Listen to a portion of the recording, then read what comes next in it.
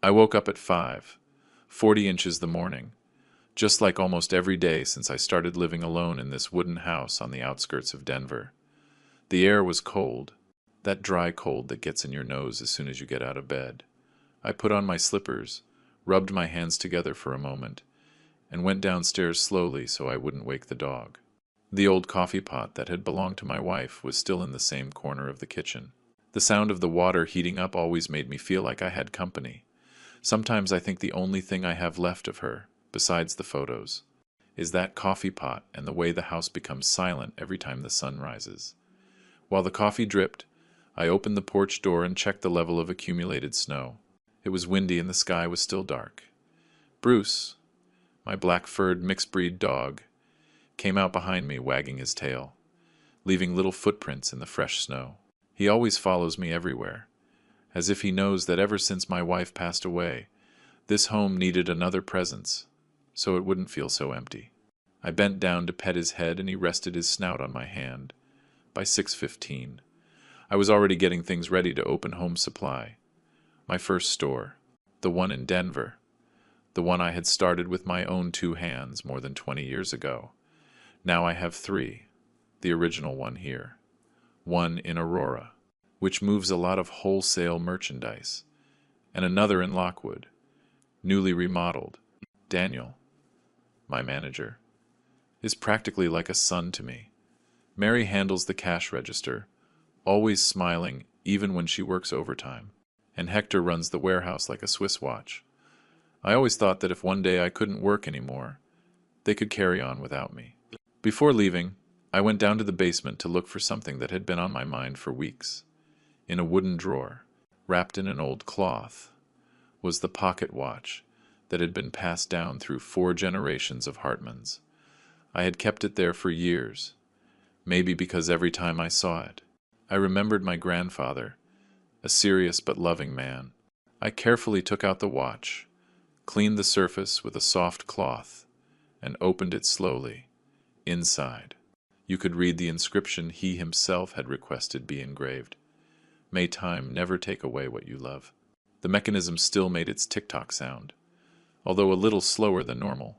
I thought this Christmas would be a good time to give it to my daughter, Emily. She was always the brightest part of my life. Just as I was putting the watch away, I heard a car engine outside. I went up the stairs and saw through the window that it was the white BMW. Emily got out quickly, fixed her hair, and came in without fully taking off her sunglasses. "Dad," she said, giving me a quick, almost automatic hug. "I just came for a little bit. The car belongs to Hassan. You know, my boyfriend." Bruce recognized her immediately and wagged his tail like crazy. Emily bent down to pet him, but immediately went back to looking at her phone, typing with a speed I didn't recognize in her. "I wanted to tell you something," she continued. "I want you to meet Hassan this weekend. I booked a table at an Italian restaurant downtown. It's important to me." I nodded, although, truthfully, it caught me by surprise.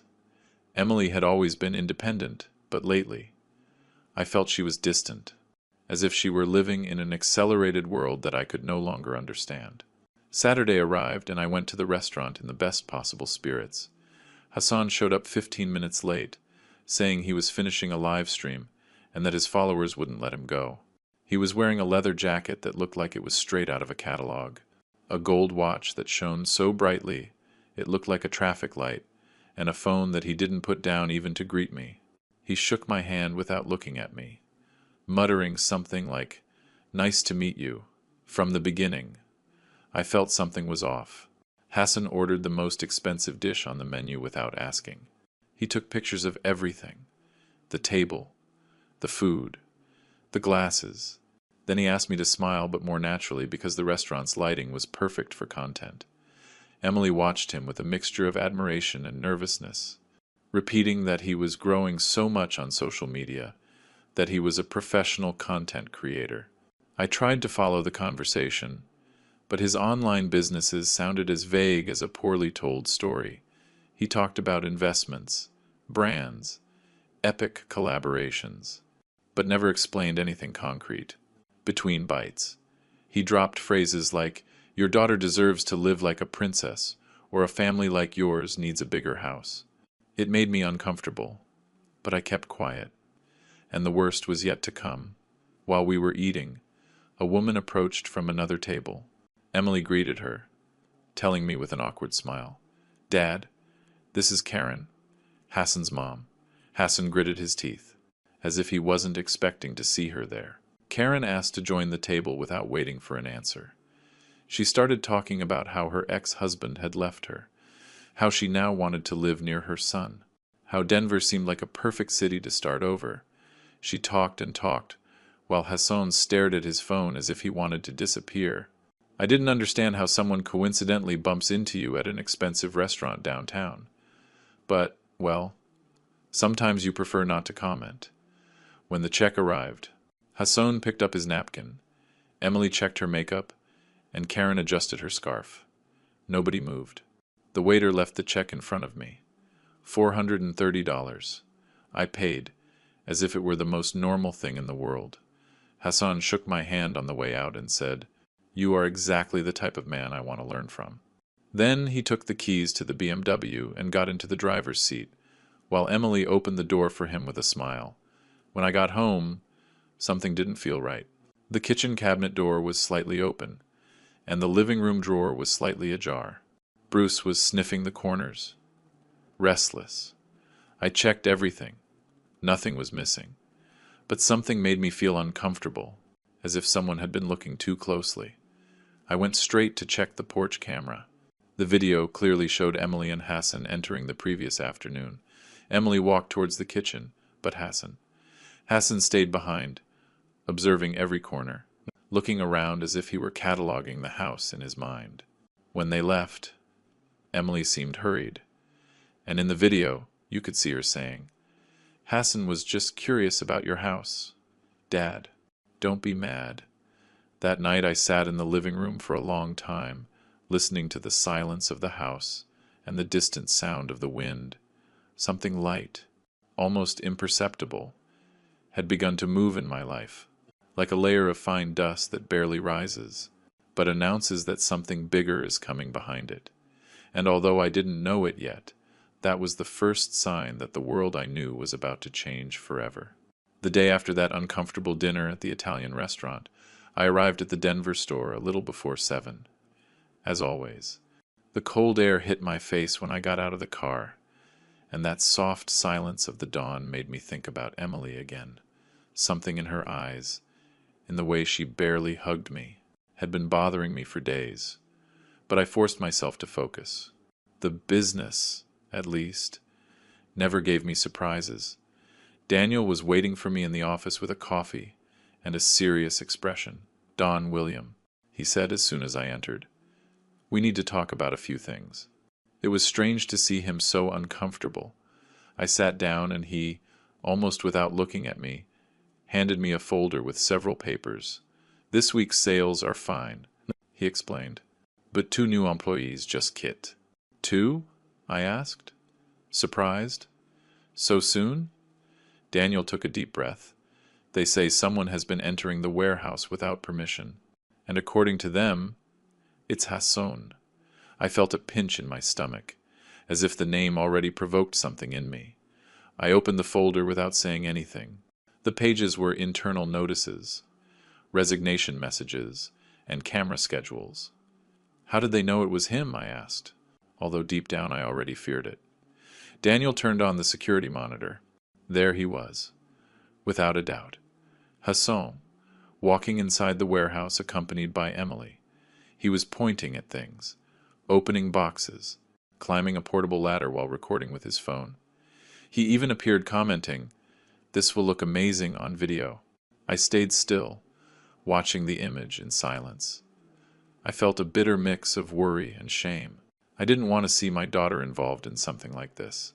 "I'm going to talk to Emily," I said finally. I called her that same afternoon. Emily answered with a friendly but hurried tone. "Dad, what's wrong?" "I'm a little busy. Emily, were you in the store's warehouse with Hassan?" There was a second of silence before she answered. "Oh, yeah. Dad, we just needed a few things for a TikTok project." Hassan wanted to make a video about how tools are organized. Nothing bad. You didn't tell me, I said calmly, although something was burning inside. Dad, it's no big deal, she insisted. He just recorded a few short clips. It's part of his job. While we were talking, I reviewed the camera footage again. They weren't short clips. They were several visits, almost as if Hassan had adopted the warehouse as a private recording set. Tell Hassan not to come in again without permission, I managed to say. Dad, Emily sighed. Sometimes I feel like you don't understand what we do. But I didn't finish the conversation. I told her I loved her and hung up. Then I called Daniel and ordered him to change the lock on the warehouse. At 11 in the morning the next day, I heard an engine park in front of the store. A huge, shiny Ford Raptor. That clearly wasn't Hassan's. He must have rented it. He walked in as if he owned the place. Hey, William, he greeted, raising his hand. I need to talk to you. I crossed my arms without moving from the counter. Daniel locked the warehouse, Hassan said in an offended tone. And now I can't record in the best spot I had. You've ruined the whole vibe of my videos. That warehouse is part of my business, I replied. Not a recording studio. Hassan rolled his eyes. Tired. My videos are blowing up, you know? Yesterday's already has 100,000 views. We should collaborate. Home supply tips with William. Sounds good. Don't you think? No, Hassan, I replied without hesitation.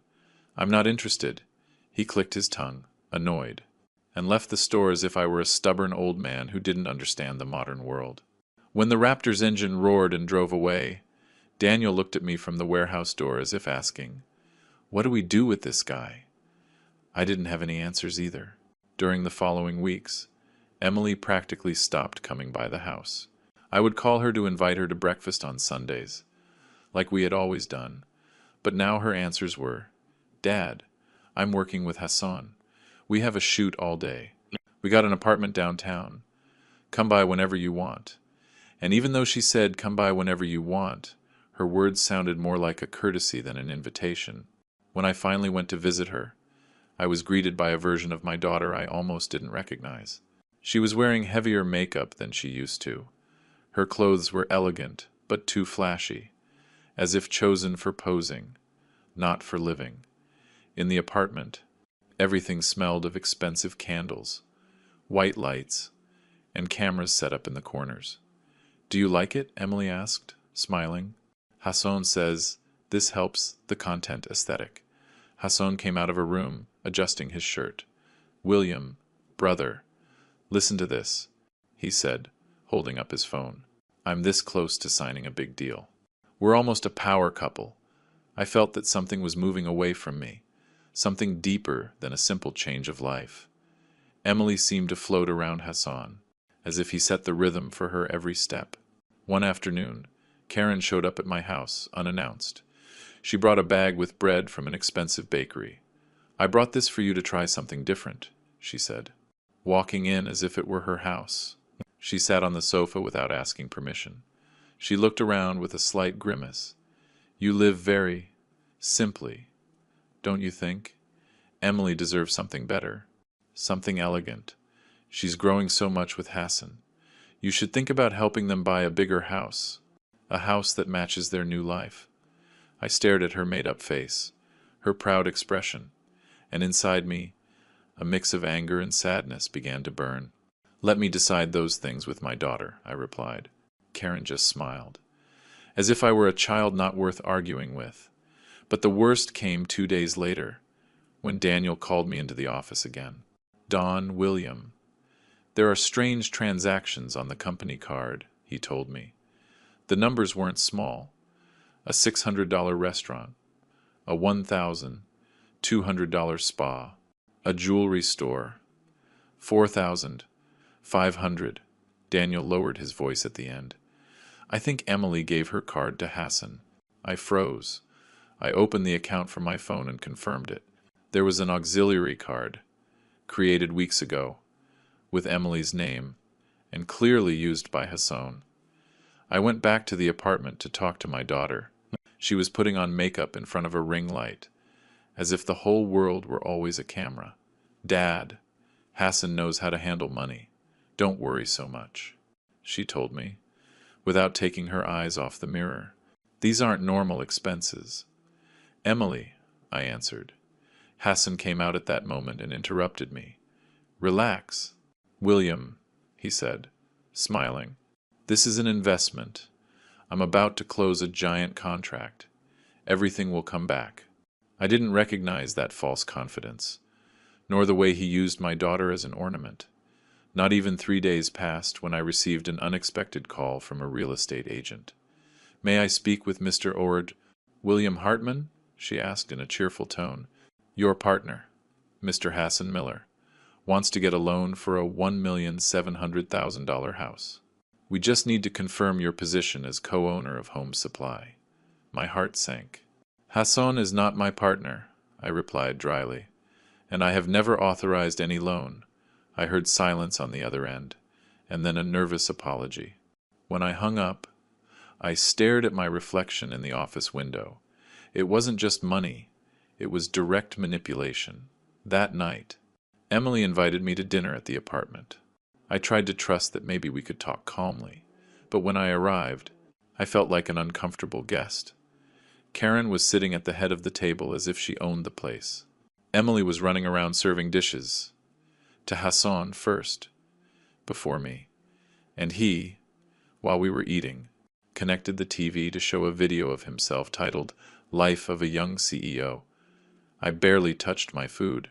Later, while I was washing my hands in the bathroom, I noticed an open jewelry box. There was a small folded receipt. I opened it without meaning to. It was an $18,000 Cartier bracelet, paid for with the company card. I stood still for a few seconds. I felt as if the floor was moving beneath my feet. Then I closed it and went back to the living room without mentioning anything. On the way home, driving down the illuminated avenue, I saw Hassan's live stream on my phone when I stopped at a red light. He was inside Emily's BMW, saying, "My wife and I, we built everything from zero. Zero. From zero," he said.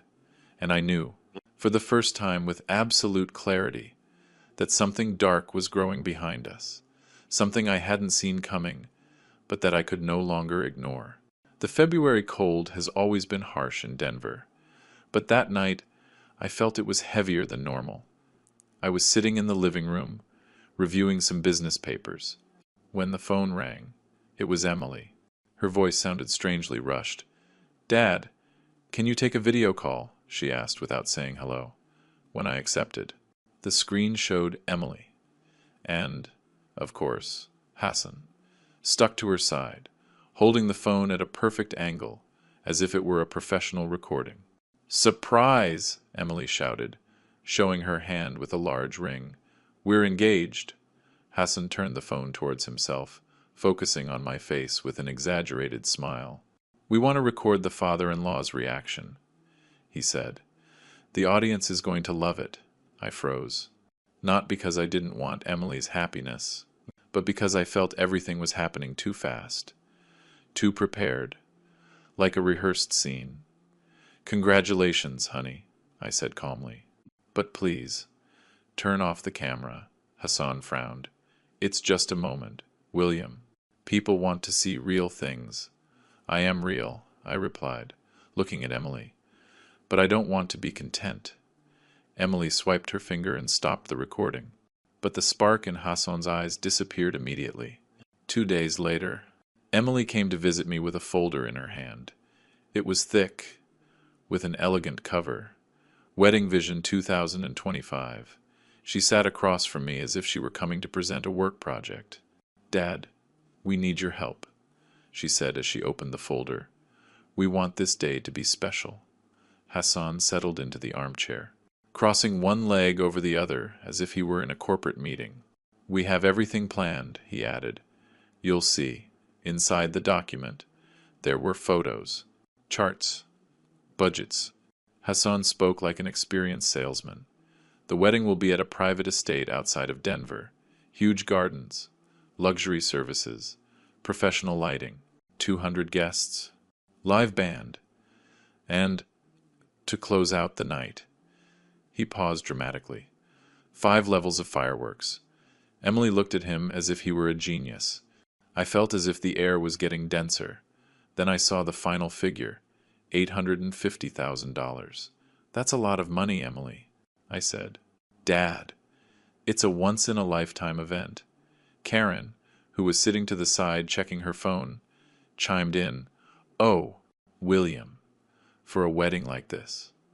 That price is very good. Besides, all of this elevates the kid's image." That word, image. I had been hearing it too much for months. We went together to see the wedding planner. When we arrived, the woman almost screamed when she saw Hassan. "It's you! I follow you on TikTok. Your content is hilarious." Hassan leaned back. Proud. "Thanks, darling. And get ready, because this wedding is going to break the internet." The planner showed us decorations, menus, music. But Hassan wanted more. "I want to ride in on a white horse," he said, with no trace of a joke. "Hassan," I tried to intervene. "This is a wedding, not a movie." "Dad," Emily interrupted, "let us dream a little." The planner, somewhat confused, asked, "And who is covering the final costs?" Hassan looked directly at me, as if the question didn't need an answer. That gesture, that confidence, pierced me like a needle. The day of choosing the dress, Emily asked me to go with her. I was excited.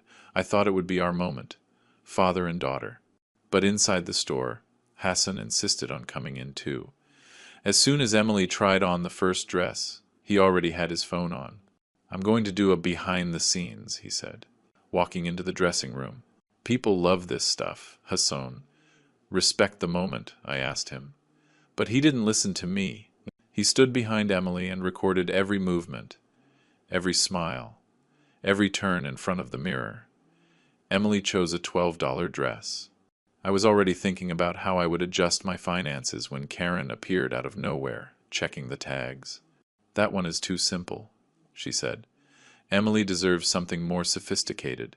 This one costs $28,000. That one does look like a queen on you." Emily looked at me, nervous. "Dad, can we?" And I, not wanting my daughter to feel belittled, paid for both. The receipt still burns in my memory. The night before the wedding, Daniel sent me an urgent message. "Don William, Hassan is using the company card for his bachelor party. Drinks, penthouse rental, everything is coming out of our account." I felt a bitter taste in my mouth. I wrote everything down in a notebook I kept in my desk. I didn't want any scandals before the wedding, but I knew this was no longer right. On the day of the ceremony, it looked more like a film set than a wedding. Cameras everywhere. Guests I didn't even know. Many of them influencers who were only there to make content. Emily was beautiful, that's for sure. But I saw she was tired, almost overwhelmed. Hassan took my arm before going on stage. "When it's your turn to speak, say this. I'm proud of the man Hassan has become." I looked at him straight. "I'll say what I feel," I replied. When my turn came, I only said, "I'm proud of my daughter." Hassan clenched his jaw. During the party, Emily barely came near me. Hassan had her busy, posing, greeting cameras, recording videos in every corner. Karen got into every family photo, positioning herself in the center as if it were her personal celebration. Hassan strutted around, showing off the Cartier ring he claimed to have received from his father-in-law, even though I had only paid a minimal part. My daughter smiled, but it wasn't the smile of the girl I had raised.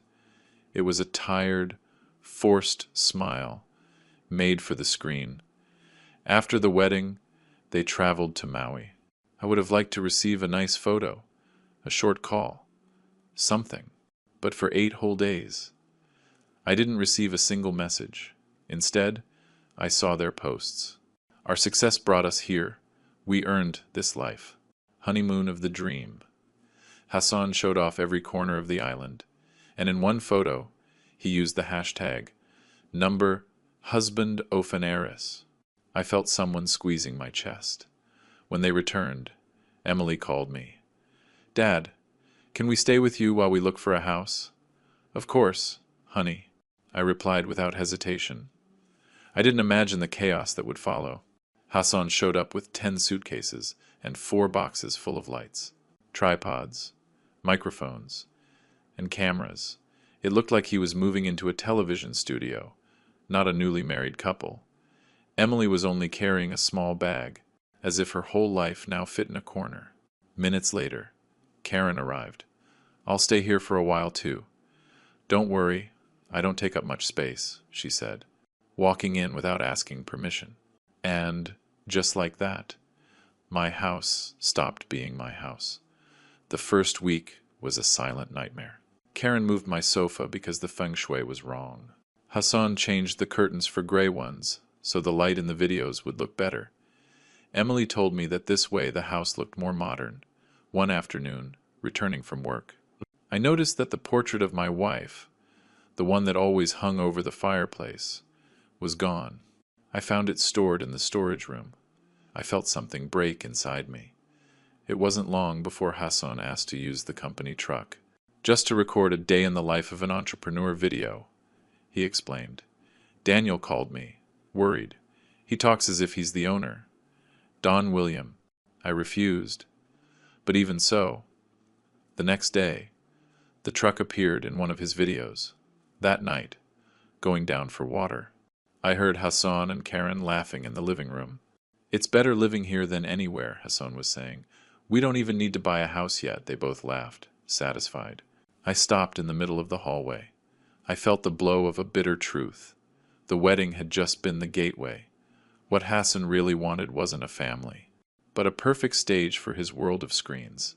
And I understood with a cold clarity that something deeper was twisting in Emily's life, and in mine, ever since Emily and Hassan moved into my house.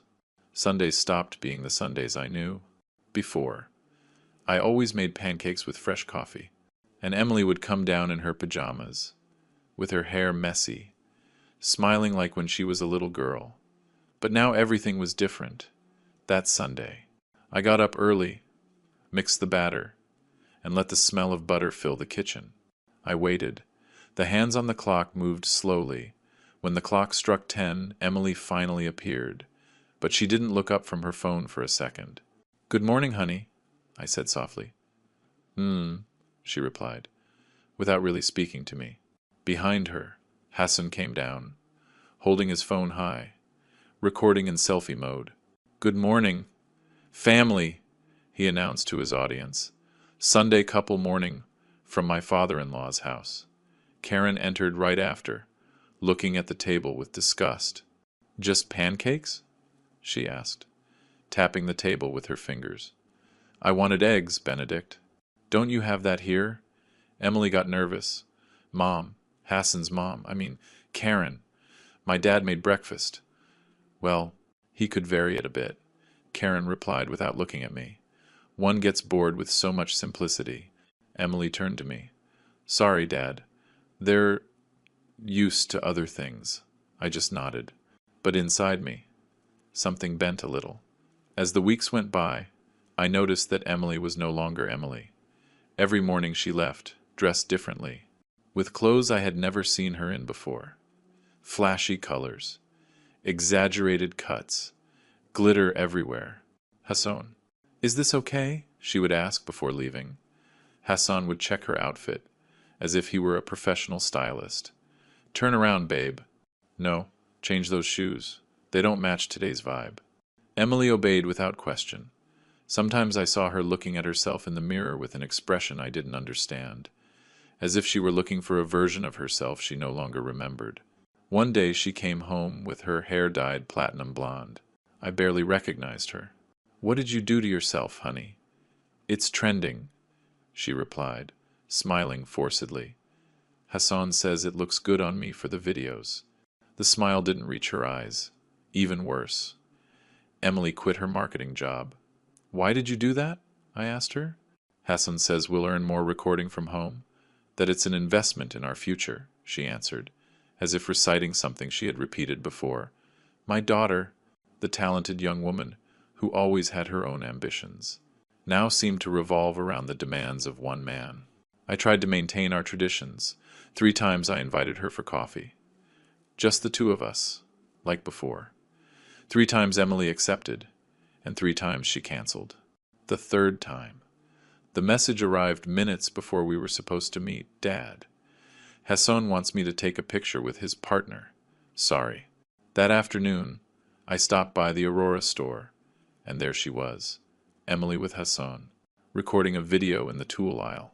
She was holding a reflector light while he posed in front of the shelves. When she saw me, Emily jumped. Dad, I didn't know you were coming. I was just passing by, I replied. Hassan just said, Hey, William, you're in the background.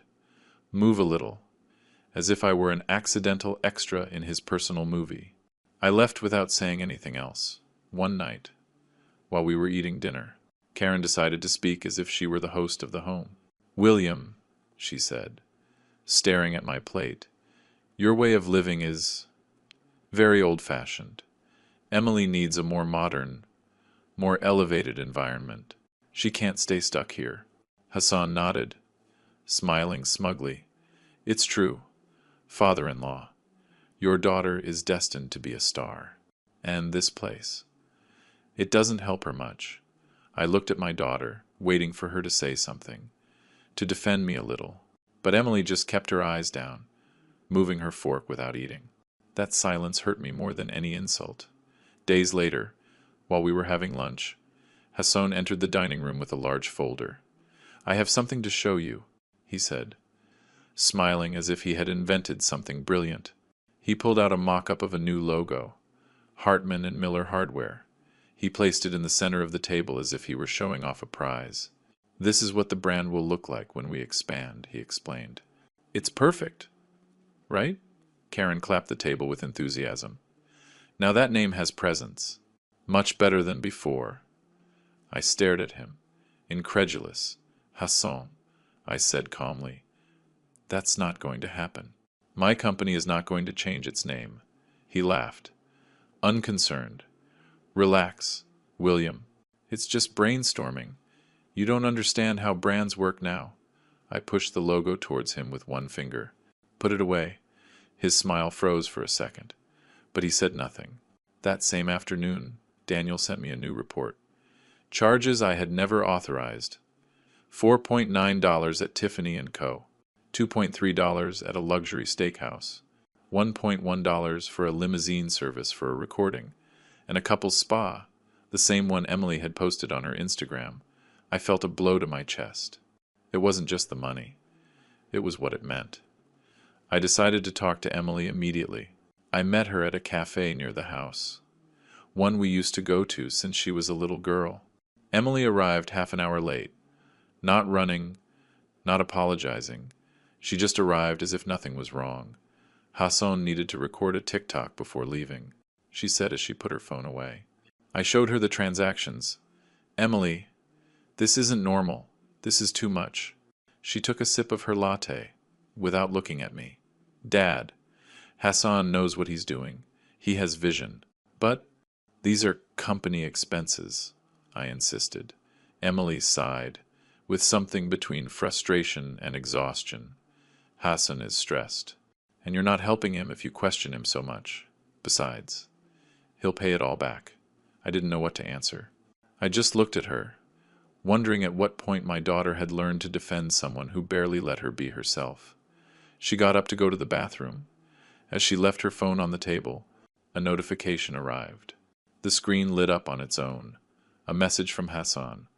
Don't tell him anything about the $1 million house. And her reply. Handle it. I didn't open the message. I just saw it appear and disappear. And I felt a chill. When Emily came back, I didn't say anything else, but my heart was pounding. A few days later, Karen started redecorating the house without asking me. The kitchen needs to be more modern, she said, moving my utensils as if they were trash. She ordered new cabinets, lamps, even rugs, and she paid for everything using Emily's corporate card. Karen, you can't do that, I told her. She looked at me as if I were the problem. William, I just want the house to look good for the videos. You should be thanking me. It was the first time I felt the urge to shout, but I held back. I stood still, with my jaw tight, watching as my home disappeared, inch by inch, under the taste of people who didn't even respect my presence. One day I came home from work early and found the scene that took my breath away. Hassan in the garage, recording a video titled "A Day in a Millionaire's Life." Emily holding a light without saying a word. Karen behind them, clapping and laughing as if they were at a TV show. No one noticed I had come in. No one. It was as if I didn't exist. The night that marked a breaking point came shortly after. I decided to make beef stew, Emily's favorite dish. I set the table, warmed up tortillas, even opened a bottle of wine I had been saving for a special occasion. Hassan came down, looked at the food, and said, I think we'll order sushi today. Emily, call the expensive place, the one we like. Karen tried a little of my dish, made a face. It's very simple, very old-fashioned. You need to update yourself. William, Emily looked at me. For a second, I thought I saw my little girl, the one who always ran to hug me after dinner. But that spark disappeared when Hassan passed her the sushi menu. Dad, let's do it differently today, she whispered. Hassan dropped into the chair at the end of the table. Don't worry, William. Soon we'll be moving into our new house. We just need to sign the papers. Everything is going to change. My hand gripped the plate without meaning to. Later, locked in my room, I heard their voices from the living room, filtering through the crack in the door. Hassan's laugh, Karen's louder laugh, and a phrase that pierced me like a knife. Emily, when we have the house, pros, your dad can keep living in this old place, if he's still around. Karen let out a dry laugh. If he doesn't become a burden before then. I closed my eyes. I felt a lump in my throat. I didn't hear Emily's voice. Not a don't talk about my dad like that. Not a be careful what you say. Nothing. That silence was the most painful sign of all. In that moment, I knew I was losing my daughter, the same daughter who one day told me that I was her whole family. The following Monday began with a strange silence at the Denver store. I had arrived at 6:30, as always, to check inventory and make coffee for the team. At 7:15 sharp, Daniel entered hastily, his face more serious than usual, with a folded envelope in his hand. William, we have a problem, he told me, leaving the envelope on the counter. I opened the envelope without a word. They were printouts of recent transactions from the corporate card. At first glance, I knew something was wrong. High amounts, unknown names, and dates that didn't correspond with usual business purchases. My gaze fell on a line that made me swallow hard. Luxury Wellness Retreat, $2,950.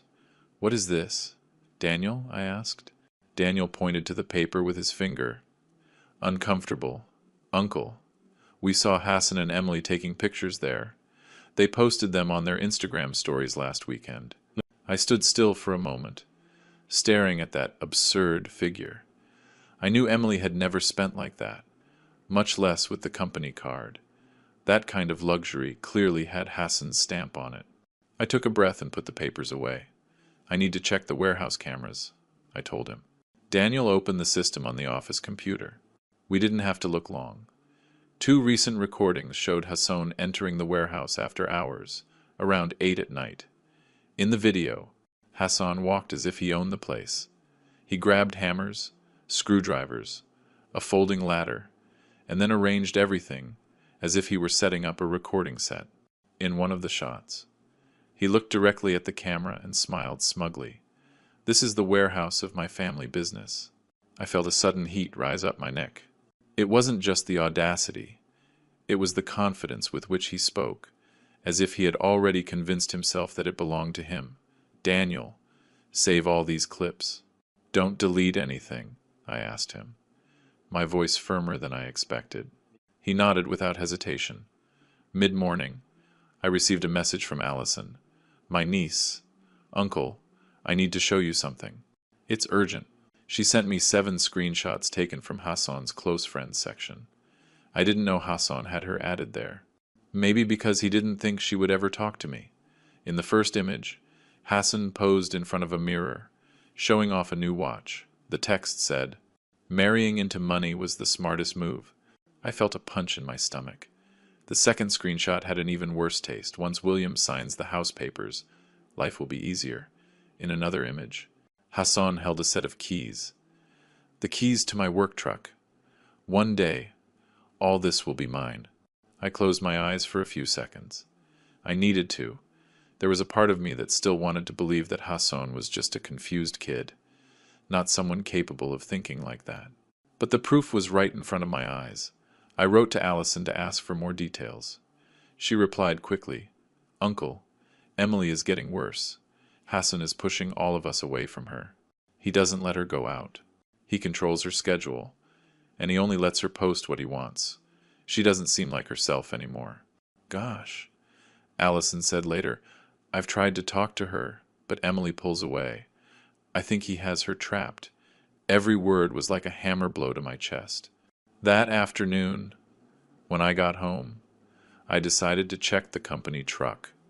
Something in me said that Hassan hadn't used the keys just to show off. I was right. On the right side, I found a long, fresh scratch. The paint was scraped off, as if it had brushed against a metal structure. Inside the compartment, I saw boxes of lights, filters, and a large tripod. Clearly, Hassan had been using it as a production vehicle. I checked the garage trash. Among the crumpled papers, I found an invoice for the rental of a photo studio. Miller Media. $460 US. I took a deep breath. Then I left the invoice on the dining room table, where he could see it later. Something inside me was already starting to come together, piece by piece, like a dark puzzle. 2 days later, Karen showed up at the store unannounced. She walked as if she owned the place, looking at everything with disdain. "William, I need the small refrigerator," she announced without greeting me. "What for?" I asked. "For my cooking live streams. It's convenient for me to have everything organized, and that refrigerator would look perfect on camera." Daniel approached. Uncomfortable. "I'm sorry, ma'am. That refrigerator is part of the inventory." Karen turned to him with superiority. "So what? I just need to take it for a few days." "What's the problem?" I intervened. "Karen, that refrigerator isn't leaving here." She frowned. "You really are stingy, aren't you? It's just a cheap refrigerator. It's not leaving," I repeated. Karen let out an indignant huff and walked out as if she had been insulted. Daniel sighed. "Uncle, what kind of person?" he muttered. I just shook my head. At the end of that week, I received a call from the bank. A formal little voice told me, "Mr. Hartman, we are calling to confirm a payment of $12 to Miller Media, LLC. Additionally, we have a record that a user named Hassan Miller was added as a secondary holder of your corporate card. Do you approve this addition?" I was speechless for a few seconds. "No," I finally replied. "I did not authorize any of that. Cancel any card associated with that name immediately." The operator's silence confirmed what I already knew. Someone had used my information deliberately. I spent the night reviewing the expense book. There was more than what Daniel had pointed out.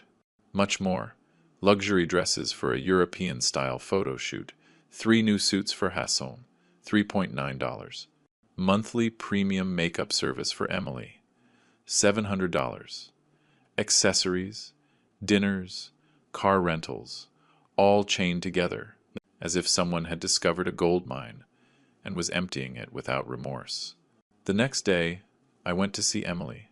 I found her in Hassan's studio, which was really just a room full of boxes and lights. She was recording a video opening makeup products while Hassan directed the shot. "Emily, can we talk for a moment?" I asked calmly. She lowered her hands, somewhat nervous. "Dad, I'm recording." Hassan intervened immediately. "If it's not important, William, you can wait outside. We're recording content." I felt my blood boil. It's important, I said, without raising my voice. Emily looked at me uncomfortably. I followed her into the hallway. Honey, I need you to explain these expenses. I showed her the printouts. Emily barely glanced at them. Hassan needs to invest. This isn't investing, this is abuse. Emily! Hassan appeared again, crossing his arms. It's gadget business. William, maybe you don't get how things work now. I didn't answer. Any word would have been gasoline. When I left the studio, I walked to the parking lot to breathe. But what I saw froze me. Hassan was in front of my truck. A tripod was recording while he spoke to the camera. This is where our family empire started. The business that will one day be mine. Emily was holding the light. She didn't even realize I was there. I stood behind a post, watching how Hassan appropriated my life, my efforts, everything I built from scratch, until I couldn't watch anymore. I walked away in silence.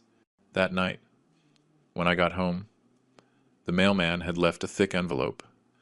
Inside was another invoice, Crystal Jewelry Boutique, $4.5 US. Minutes later, Emily posted a photo on Instagram wearing a new bracelet. I sank into the dining room chair. I organized all the papers in a blue folder, and I wrote the label with a thick marker, Hassan Expenses. As I closed the folder, I knew without a doubt that I could no longer deceive myself. This was no longer a misunderstanding. It wasn't an accident. It wasn't confusion. It was a plan. And it had already begun. Christmas Eve morning began like all the others since my wife passed away, in silence, with the sound of the wind hitting the windows and that cold smell that seeps in through the cracks in the wood. I tried to maintain some tradition.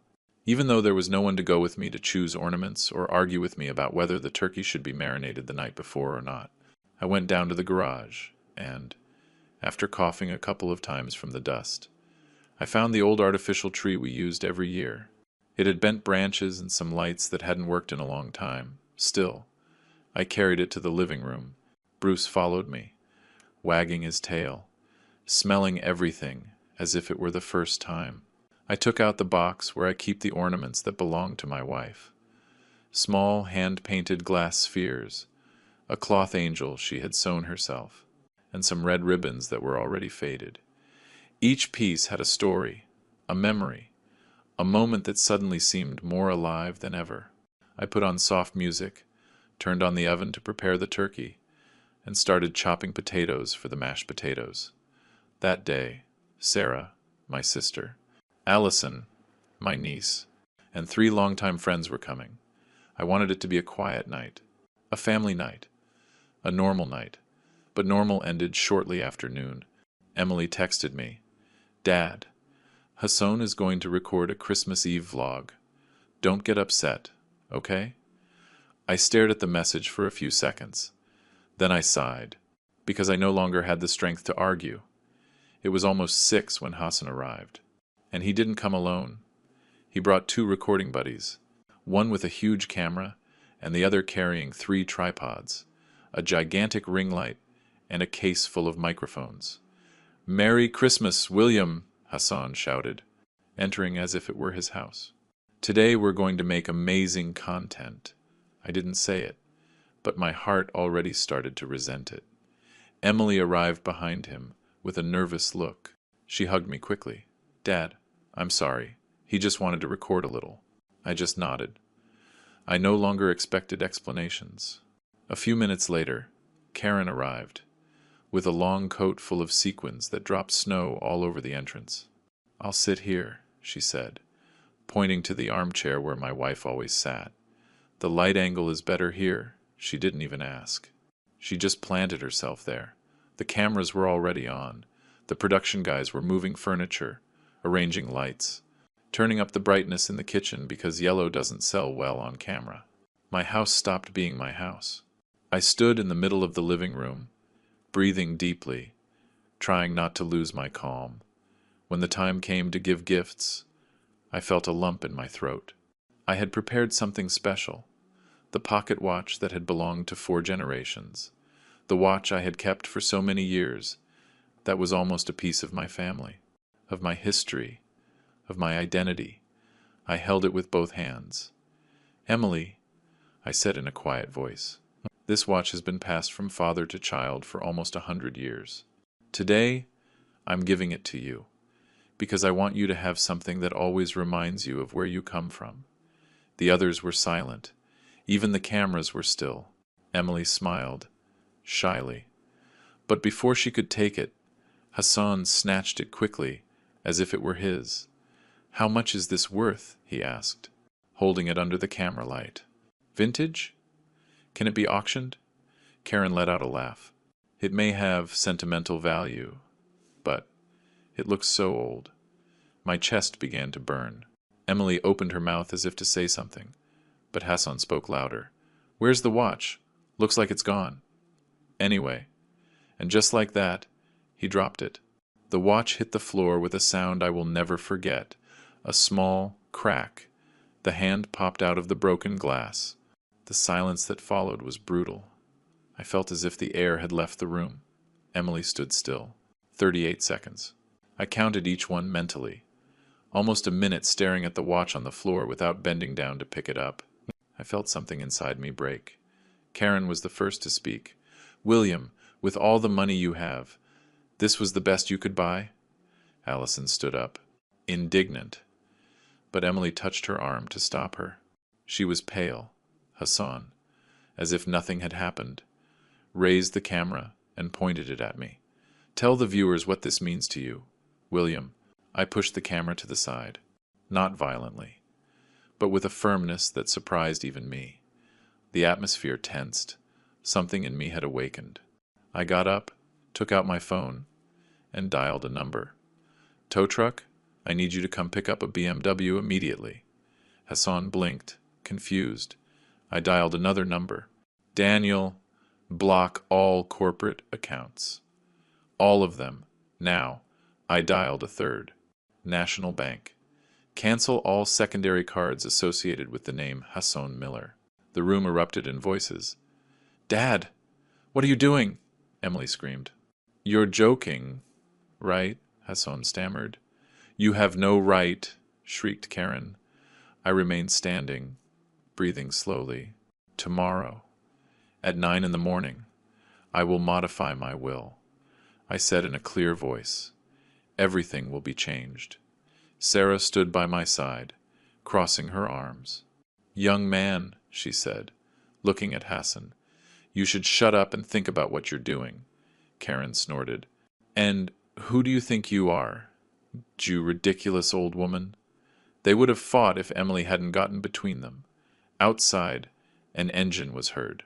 The lights of a tow truck illuminated the windows. Hassan ran to the door without putting on a coat. The sub-zero cold entered like a knife when he opened it. Stop! That's my car, he shouted. The tow truck operator replied. I'm sorry, sir. It's registered in the name of William Hartman. Karen ran out behind him, shrieking as if she were being arrested.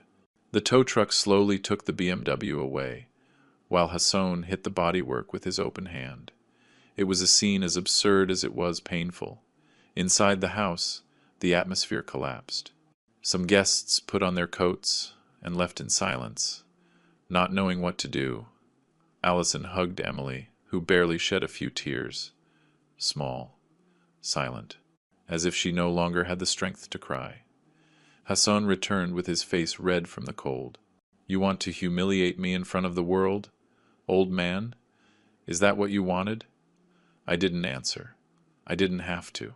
I bent down, picked up the broken watch, and put it in my shirt pocket. I felt the cold of the broken metal against my chest. Hassan started shouting from the living room. Karen called someone on the phone, saying she would sue me. Emily sank onto the sofa, covering her face with her hands. She looked like a lost child. Sarah came over and touched my shoulder. You did the right thing. Brother, she whispered. I nodded, although inside I felt no victory or relief, just a deep exhaustion, as if I had been holding up an entire wall for months, and only tonight had it finally broken on top of me. The Christmas Eve I had imagined, warm, simple, familiar, had turned into a battlefield, but somewhere inside that destruction, a truth had finally come to light. The breaking point had arrived, and there was no turning back. The silence that followed my 3 calls was so heavy that I could almost feel it land on my shoulders. Hassan's eyes went wide, his cheeks red with rage, breathing hard as if he was about to explode. Karen jumped up, pointing her finger at me as if I were some dangerous criminal. Emily, who had always been sensitive to Hassan's mood swings, looked at me with worry, as if she was afraid he would do something reckless. The 2 guys from the recording crew immediately turned off their cameras. They looked at each other as if they understood that this was no longer material for a vlog, but a family disaster they didn't want to film. Sarah moved to my side almost without thinking, taking a step forward as if she knew the storm was just beginning. Hassan took a sharp step towards me. "What the hell did you do?" he shouted. "Why did you cancel my accounts?" He tried to snatch the phone from me, but I moved to the side. Sarah planted herself between us with a firmness I hadn't seen in her since we were kids. "Don't touch him," she ordered. Allison, who had stayed near Emily, took her arm and pulled her away from Hassan, fearing the argument would turn violent. Emily looked lost, as if she didn't know who to look at or who to believe. Karen, seeing that Hassan failed to get the phone from me, advanced on Sarah like a wild animal. "My son works for this man every day," she screamed. "He owes everything to Hassan. Everything," Sarah replied without raising her voice much, but with a clarity that cut the air. "I've already seen the reports. Do you call spending $1,700,000 on whims helping?" Karen slammed the table with so much force that several Christmas decorations fell to the floor and rolled under the sofa. The crash echoed throughout the room. I knew that if we continued like this, it wasn't going to end well. That's why I dialed Daniel's number and put him on speaker. "Daniel," I said, keeping my eyes fixed on Hassan. "Is everything blocked?" Daniel's voice filled the room. "Yes, Chief. The secondary cards are also canceled." Hassan screamed, practically spitting the words. "I'm going to sue you for getting into my married life." Karen immediately backed him up. "This is abusive. This is harassment." But Hassan, seeing that no amount of shouting would regain his access to the money, did something worse. He started making things up. "Do you know why he's doing this?" he said, pointing at me. "He's jealous of me. Yes, jealous of my success. He never accepted that I'm younger and that Emily chose to be with me. He wants to have her all to himself, like a selfish old man." Allison, without Hassan noticing, turned on her phone's recorder. I knew she was doing it because her face no longer showed fear, but a mixture of indignation and sadness. Emily tried to approach Hassan, maybe to calm him down. "Hassan, stop," she whispered, but he pushed her slightly to the side, letting go of her hand abruptly. She lost her balance, and Sarah caught her before she fell. "Don't touch her like that," my sister told him, staring Hassan down. The tension reached a point I never imagined living inside my own home. I inhaled deeply, dialed my lawyer's number and said, "Mark, tomorrow at 9. We're going to rewrite the entire will." Hassan threw a punch at the sofa, tearing a part of the leather. Karen let out a hysterical shriek. "You are destroying my son's future. Your damned pride is ruining it."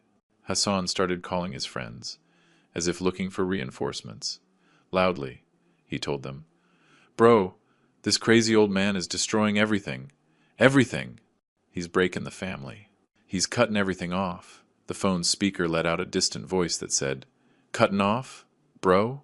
Swaying. Everyone present heard it. And then, as if it were the final blow, the outside lights lit up the house. The tow truck I had ordered was right in front of the entrance. The neighbors started peeking out from across the street, watching the strangest Christmas spectacle of their lives. The operator knocked on the door. "Mr. Hartman, I need the keys to the BMW." I took them out of my pocket and handed them to him. Hassan tried to snatch them, but the employee got in the way. They ran outside as the truck began to hook up the car. The sound of the steel cable tensing cut through the air like a whip. Hassan ran after the BMW, slipping on a patch of ice and falling to his knees. Karen came out, bellowing, "Stop! That's my son's car! You can't take it!" the worker replied, loud and clear. The vehicle is registered in the name of William Hartman.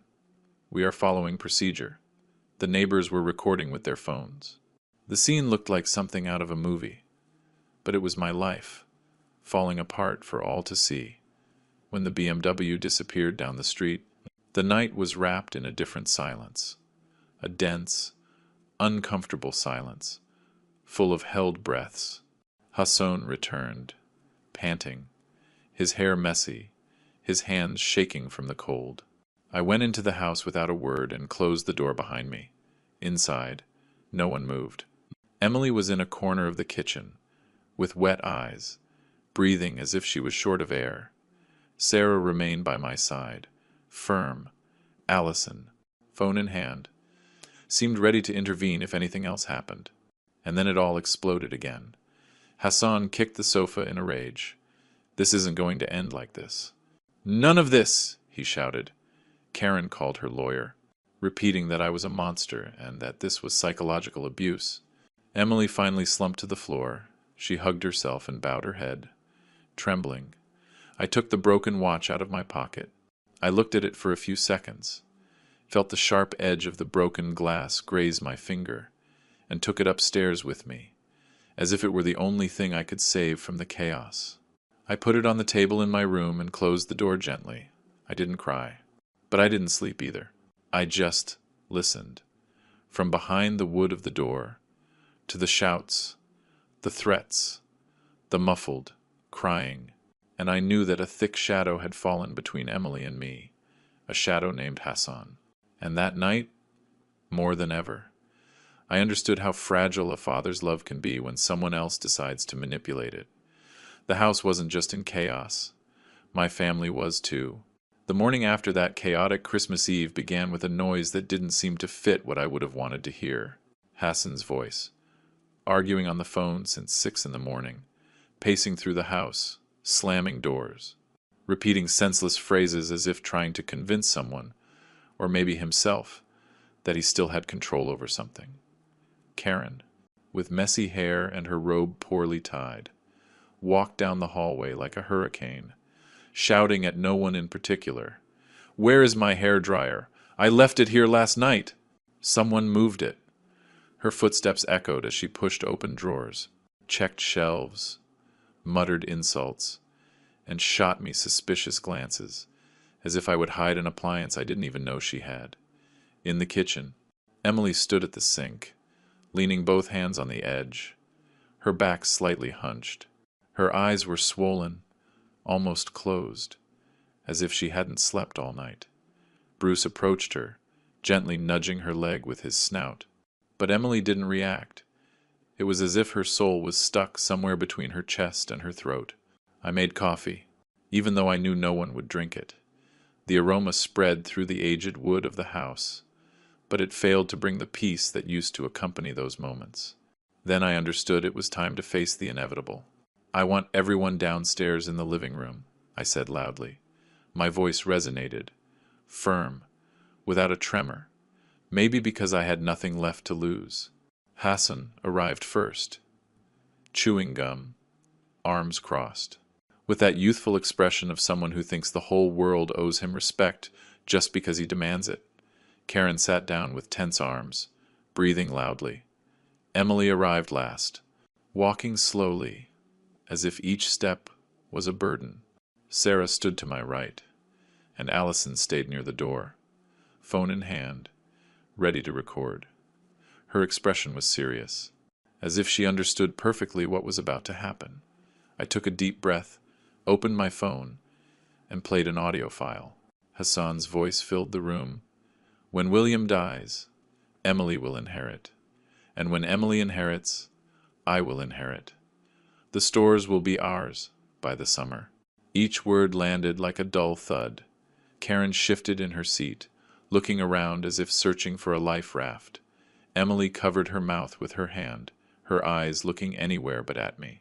Hassan was the only one who didn't flinch. "That was a joke," he shouted, standing up. "A joke between friends." Sarah looked at him with contempt. "A joke about waiting for someone to die? Is that funny to you?" Hassan swatted the air. "You're all crazy. This whole house is crazy, but I knew it wasn't craziness. It was fear, fear of seeing exposed what he had tried to hide for so long. I said nothing. I just took the blue folder I had prepared the night before. I put it on the table, in front of Hassan. There you go, I told him.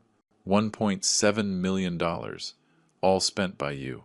Hassan opened the folder with disdain, but his face quickly changed when he saw the numbers highlighted in yellow marker. Sarah narrated it without needing to exaggerate. $850 on the wedding, $320 on the BMW, $410 on credit cards, and tens of thousands in useless purchases every week. Emily opened a page, and her hands trembled so much the paper rustled. Hassan, this, she stammered. Karen took the folder, pretending not to understand. This must be falsified. It can't be real. Hassan wouldn't do this. Hassan gritted his teeth. It was an investment in the family image. Sarah slammed her palm on the table. Whose family? You didn't contribute a single cent. Hassan then did what he had always done when he couldn't find a way out. Blame Emily. You agreed to everything. Emily. You knew. Emily looked at him, horrified. You told me it was your money. You told me everything was paid for. Hassan took a step back. Well, it was practically the same thing. Emily threw the papers on the floor.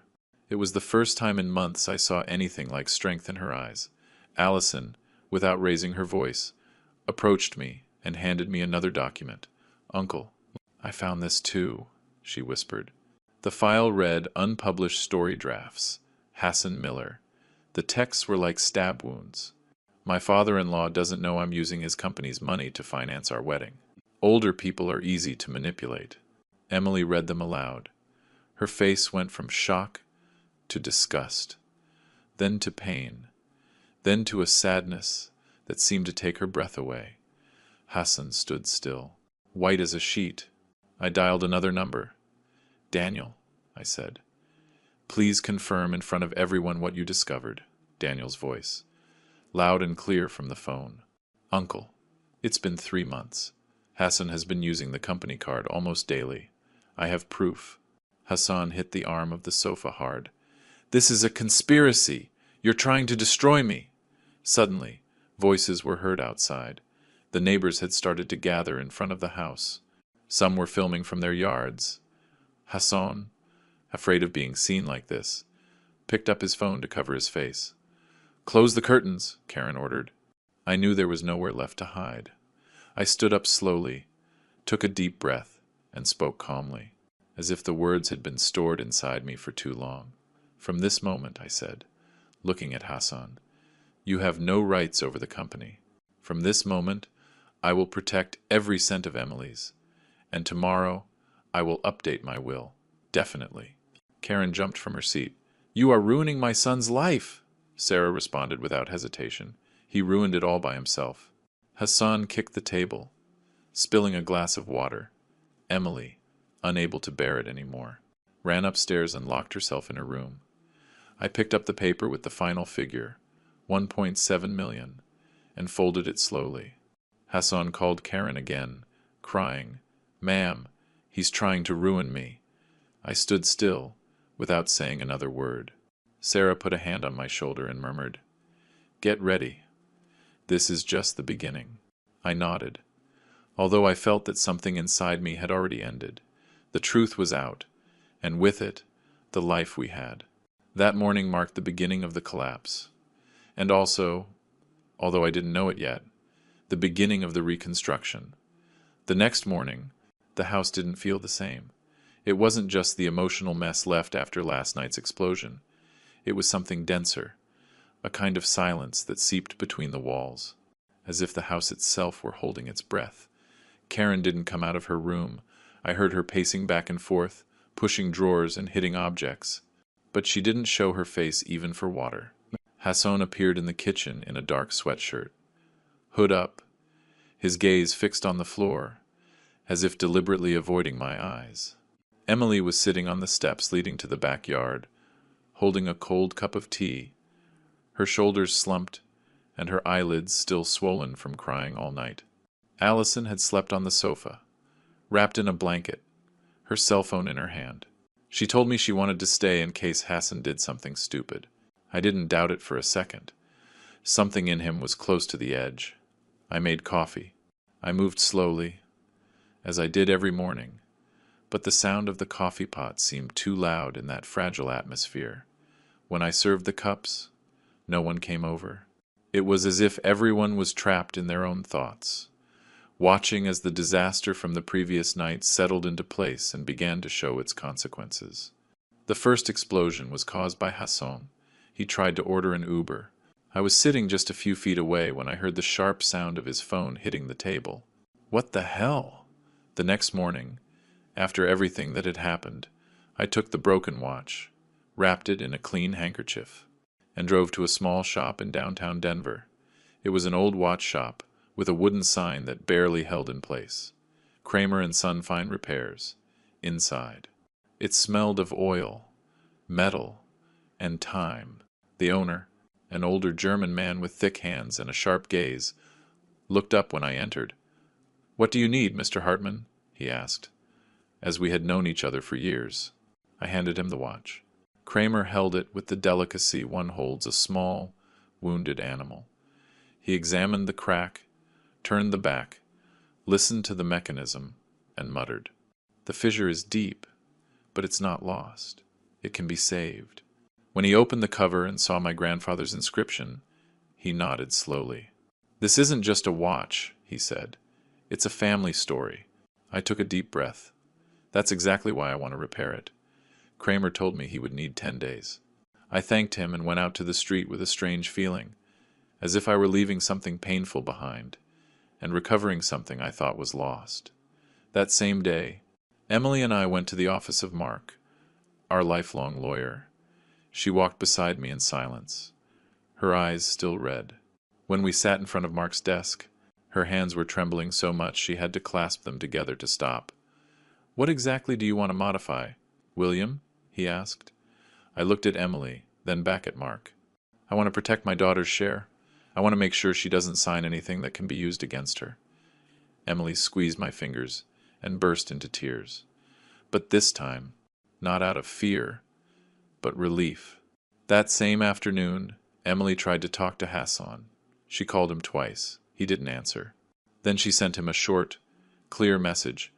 "I need time. I'm leaving this relationship until I can be myself again." The message showed as read, but with no reply. It was so typical of Hassan that it was no longer surprising.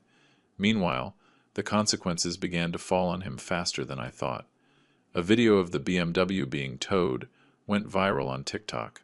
Large pages began to share it with titles like "Fake Millionaire's Downfall Live," "Influencer Exposed," "Lived Off His Father-in-Law." In just 2 days, Hassan lost almost 40% of his followers. 3 brands unfollowed him. A skincare brand canceled a $20 contract. Another shoe brand demanded a public explanation and wanted to maintain a business relationship. Hassan, of course, had no way to explain it. While all this was happening, Allison sent me another video. Hassan trying to pay at a restaurant. His card was declined 3 times. They recorded him from the next table. "Hey, your card was declined. Try it again." "No," declined again. In the end, a friend had to pay for him. That clip went viral in 24 hours. Emily, determined to close a chapter, deleted all the photos with Hassan from her social media. She unfollowed him, and when Karen sent her a very long message calling her a traitor, Emily simply blocked her. For the first time in a long time, Emily was choosing herself. A few days later, I took her to Home Supply. Mary hugged her so tightly that Emily burst out laughing through her tears. Hector came out of the warehouse to greet her. Daniel showed her an updated marketing plan. "If you want," he said, "you can come back to work with us." Emily smiled. Shy, but genuine. "Yes, I think I need that." I stood there watching her, proud. She had walked through fire, and she was coming out whole.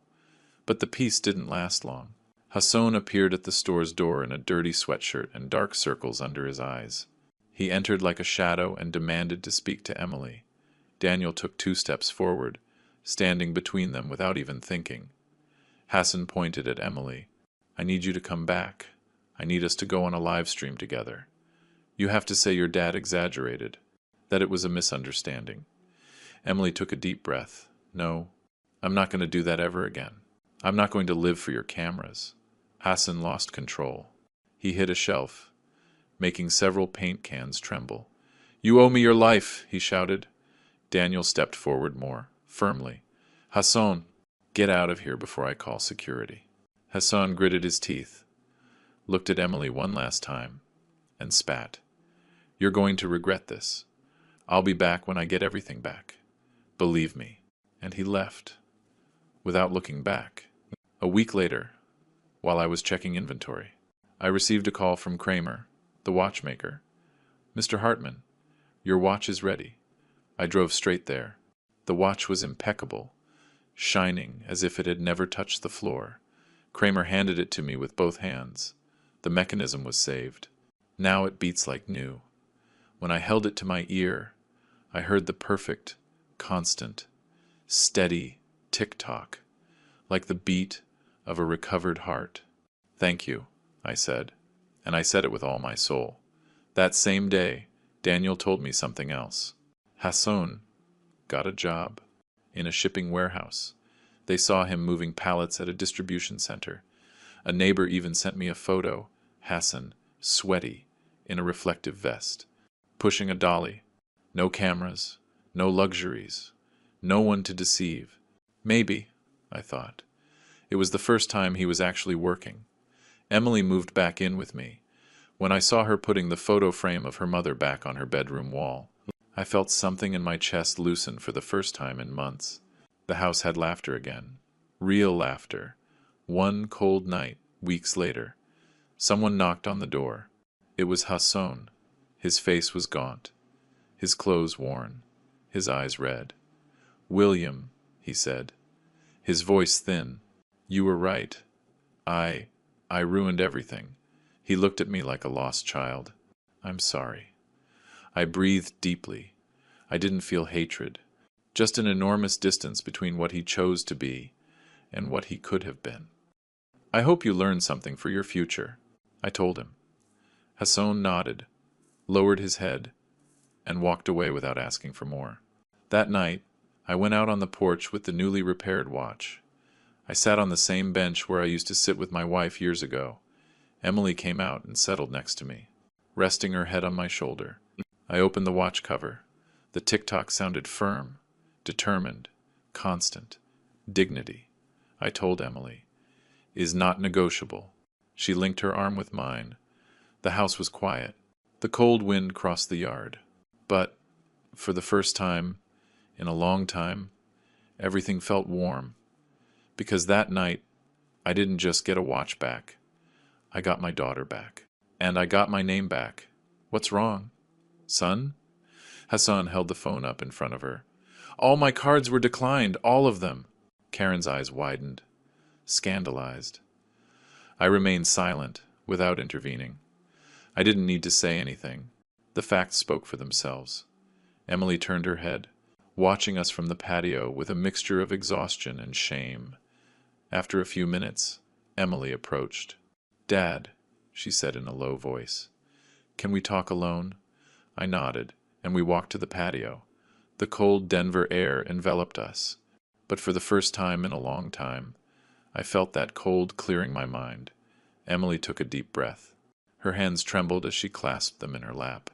Dad, I'm sorry. I'm really sorry. Her voice broke on the last word. She took the broken watch out of her pocket. She had it wrapped in a handkerchief, as if trying to protect it from even more damage. I didn't know that Hassan. Her voice died before she finished the sentence. He told me the money thing was temporary, that all influencers did it, that we would get it all back soon. She looked up, and I saw her as she was when she was a little girl, vulnerable, seeking my approval, wanting to return to a safe place. She told me, with long pauses, everything she had kept silent. Hassan had changed the passwords to her email to manage her professional commitments. He had blocked her closest friends on her phone. He had insisted that Emily not go to the business without him to prevent people from making things up. And worst of all, he forced me to post happy photos according to a strict calendar he designed. He said the image of a successful couple brought better contracts. She whispered, "I just wanted to support him. I thought it was love. But I don't know when I stopped recognizing him." I listened without interrupting. I didn't want her to think I was judging her. I wanted her to feel that she was finally safe. When she finished, I showed her the pages Daniel had given me. Emily flipped through the pages, her mouth half open. When she read honeymoon expenses, $39. She put her hand to her chest. Hassan said Maui was a brand deal, that it was free. Her eyes filled with tears. It wasn't anger. It was pure disappointment. Hassan then came down to the kitchen, dragging his feet. He made some toast and, as if nothing had happened, opened his phone and started a live stream. "Good morning, guys. Just a quick update." He couldn't finish the sentence. The comments started pouring in. "What happened to your BMW? Why did your father-in-law take away your cards? Are you seriously living in his house?" The screen filled with uncomfortable questions. Hassan, furious, abruptly ended the stream. "Damn it," he growled.